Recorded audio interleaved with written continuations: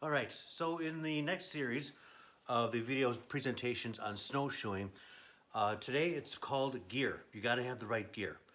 Last time we talked about the right snowshoes. So when I say gear, for example, the basic rule of thumb is you want it to be as lightweight as possible, also warm and breathable. Conditions change rapidly. Sometimes it can be windy, sometimes you can be sweating like crazy because you're doing a workout that has high resistance, or it could be casual. So the gear is very important. Now, the first thing that I want to go into as far as gear is boots. Now, you don't want a great big heavy boot because you think it's going to keep your feet warm. You're going to be exercising. So a small pair of boots, these are the ones that I use, and they're lightweight, they're not big, and they're waterproof.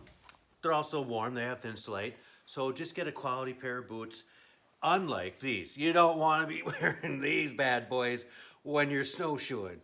Not to mention, they won't fit into the binding. I mean, look at that. This is what you want when you're deer hunting. All right, the rest is pretty basic. I always wear a hat. Oftentimes I'll wear a ski mask to cover my face if it's windy. If it's like this where it's calm, I'm just gonna wear a hat. The last thing is a pair of gloves.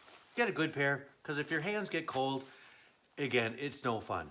So nothing expensive, but thin-slite and something that's waterproof.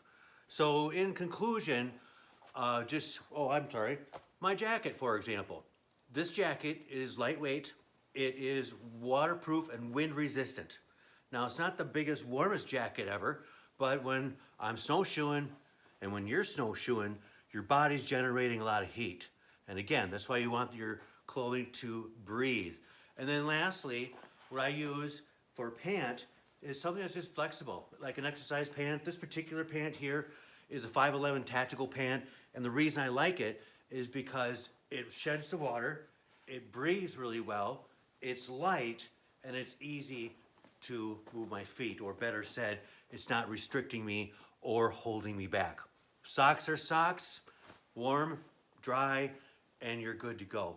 So I think I've covered just about everything as far as gear, and just remember, if you got the right gear, snowshoeing is a lot of fun. Just like with any other sport, whether you're mountain biking, you want a nice bike, right? If you're ice skating, you want a nice pair of skates. We talked about the quality of the snowshoes.